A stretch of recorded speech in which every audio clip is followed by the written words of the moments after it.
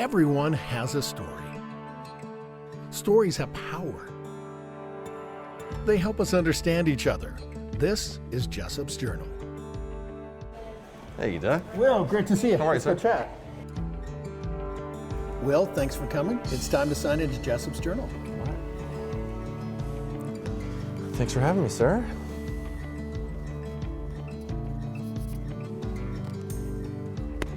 Hi, I'm Doug Jessop. In this entry for Jessop's Journal, I have got Will Baxter here with me. Will, thanks for coming up. Thanks for having me. You know, it's interesting. I call some of my interviews Small Lake City because, you know, you start talking to somebody and you find out pretty quickly that you have a connection. And weird but true, I did an interview with a guy that apparently you know, Battalion Chief Jeffrey Thomas. That's right. And he posted and said, hey, this is my favorite R&B guy. You know, I'm going, okay, click on it. I go to this website. I had never met you. There wasn't a picture that I saw, and I'm going, oh, I like this guy's music. I need to have you here. And it's funny because you have this mental picture. You know, I was on the radio for a long time, and disc jockeys, you know, you kind of have that picture in your mind. TV, well, I'm here. It's like, okay. So it's very, very nice to meet you. And number one, I want to say thank you for being my fellow blues brother today. Of course, my pleasure. We did not coordinate, just saying, okay, but he does look good in the blue. So tell me about this music thing that you've got going on. We have an incredible group called the Will Baxter Band. Gosh, original name, huh? Baxter's my middle name, actually, so a little off the cuff. Okay, I'll give you. We're an organ trio. Bass organ is this guy Adam Fifield, drummer Wachira Wagwastone. Say that 3 times fast, right? What was the name again? Wachira Wagwastone. I like that. Okay. Out of Ogden's own. Okay. And we all live here. We met almost 10 years ago. Really? We've been going strong for about 8 years playing. We love making music together, and Very it's cool. been going great. Well, since you brought up Ogden's Own, you know, we've been social distancing, and now we got to hand sanitize with, yes, it's Ogden's Own Distillery. I was not making that up. They make hand sanitizer, and yes, they do make adult beverages. And we're going to give some Get to to that you. later. A little bit later. But so how in the world do you get into the music business? I mean, it's just like you just wake up someday and say, yeah, I think I'm going to do this. Well, I wouldn't say that we're in the music business. We play music in and around Salt Lake. Okay. And I think what it takes is just a lot of hard work and a lot of efforts and not giving up. We made it a point to actually try to pull Wachira out of the 10 bands he was in 8 years ago. Okay. And so that was my first goal, was to have enough work to make him play with us full time. Right. My condolences to all his other bands. Yeah, well. And it just took some time to get the ball rolling. And Small Lake City, you make a name for yourself, you know people, and it's all about who you know. And we just kept on going. But see, here's the thing, and I was teasing you about this, but totally serious, okay? Do you have a day gig? I don't. See, that's the point. Okay, that's ballsy. But I did. Okay. And that was a big step, and it took a lot of courage to quit my full-time 48-hour-a-week job to focus on getting gigs, you know, writing the music, producing the music, recording it, making all the social media crap you have to do. Oh yeah, you know, that's the funny thing, because I've been doing the social media for, you know, a little while now, and I don't think people realize how hard that is. It's just like, oh my gosh almighty, it drives me a little nuts, to be honest. It's the necessary evil, yeah, I think. I guess it is. But so where did you grow up then? I grew up in Fort Collins, Colorado. Oh really? Okay, so describe what it was like growing up in Fort Collins, Colorado. Beautiful place, great people. Mountains are right there. A lot of microbrews that have since built themselves to great success. When I first moved there, the street I lived on was a dirt road. Oh yeah? And now there's a 7-Eleven on the corner, and last time I was there was like a Ducati dealership next door. Geez, wow, okay. And now it's all one big suburb of Denver, really. Yeah, so there's got to be a Starbucks. There's a few, yeah. A few, okay. So what did your parents listen to music-wise when you were a kid? My stepdad liked a lot of great music. The Doors, Creedence. I think Paul Simon was one of his favorites and is still one of my favorites. My mom liked Garth Brooks a lot, George Strait, really? more country. Okay, She okay. grew up in Wyoming. And so it was a mix of that. He also liked classical music, everything but jazz and blues, really. That was not allowed in the house, which And I'm is pretty funny. sure you play jazz and blues. Yeah, Okay. So it's like one of those little caveats, huh? I did have a best friend growing up, and his dad was the biggest R&B and Motown fan ever. I mean, his record collection is incredible. Yeah. And he had speakers all throughout the house, and I'd be there every day, and that music of Motown just kind of just absorbed into me, you know, osmosis or something. So you've got a guitar here. Here it is. So you've been playing the guitar for how long?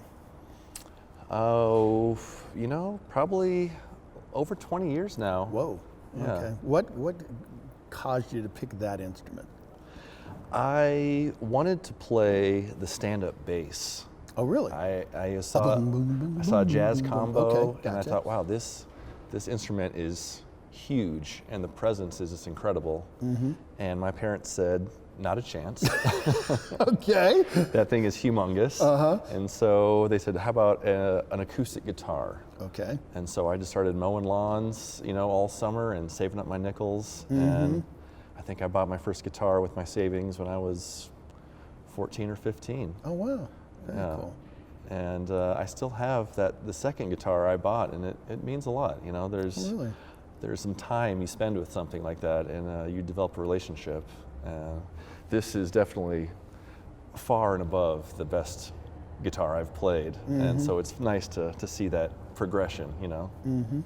Well, talking about, you know, when you get into a relationship, it seems to me, maybe I'm wrong, Uh-oh. but it seems like a lot of your music is based on relationships. Yeah. Okay, so you don't. The cool thing I really liked about your music is you're not doing. I mean, yeah, I guess you could do covers, but you do your own stuff, and you write things. And there was this one song that I heard called "I Need You." Okay, there's got to be a story behind that one. There probably is. Okay, Yeah. okay, come on, dish. I had a partner. Had a partner. Okay, And we were going on 7 or 8 years, and she went to the U up here and grad school, and she got a great job in Montana. oh, And her career took her there. My career is here. My family's here, and it caused some distance, you know. And so, the first line of that song, it's been 4 long weeks just waiting by the phone, you know. It's going to be a hot, hot spring for waking up alone. And that was just my personal experience of going through that and needing her and just that kind of longing, right. you know. Well, you know, I will do true confession, folks. I asked Will to come back and perform a special set for Jessop's Jukebox that we'll show you a little bit later. But you had somebody with that music special, and her name was Mary. Mary Tebbs. Okay, This is her guitar, actually. You want to show me this guitar? This guitar, we'll just call Mary for this. This is a Gibson. Ooh, It's a SJ300 jumbo body. It is inlaid with all the fanciest of inlays, and it's just a gorgeous instrument. It was given to her, and she very graciously allows me to play it, and I love it. It's a beautiful machine. oh yeah, no kidding. Well, the thing is, that's a beautiful machine, and if I went to try to work that machine, I'm pretty sure that I'm not so sure we'd want to We hear could the give it a sounds. shot if you want. But you know what? Since you've got it in your hands, okay, there was this one song, okay? So I went to your website. Shameless plug. Okay, I'll let you do shameless plug. What's your website? WillBaxterBand.com. Well, all our gosh. social medias. How original, huh? Okay. WillBaxterBand.com. And there's this one song that to me, I don't know if you meant it to be, but to me, I listened to it and I'm going, okay. Apparently, Jeffrey Thomas likes Marvin Gaye because, you know, it's just like it had that kind of that vibe. And so there's this one song, I'm going to put you on the spot and do a little command performance here, called You and I. You and I. Okay, what's the story behind that before I have you play that? You and I was actually a co-write, Oh, And the other author's name is actually Jeff Thomas. Oh, believe it no or way, not. serious? I swear. Oh, wow. Jeff and I have written a few songs together, and it's our homage to What's Going On, Marvin Gaye. Oh, okay, so I was right. So yeah, there's a, hopefully we didn't rip it off too much if you're thinking that. Okay, well, I loved it. And so I'm going to sit back, relax, and enjoy. So, folks, here is a little sneak peek, with Will Baxter and You and I. Where have the good times gone? Tell me where, you can sing along, see? Have all the good times gone? We gotta come together, we gotta find a way. Let's come together and try to find a way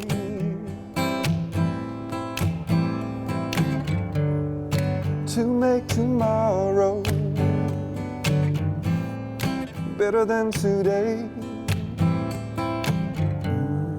To make tomorrow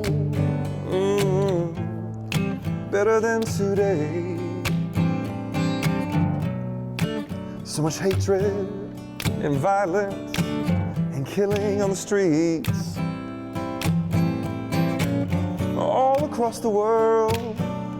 Good people with nothing, no food to eat, no.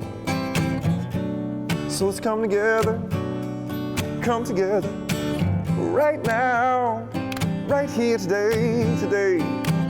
Every brother and sister, let me hear you say, let's hear you say it, Doug. Let's make tomorrow better than today, yeah. Let's make tomorrow better than today. Let's make tomorrow better than today, better. Let's make tomorrow better than today. Let's make it better.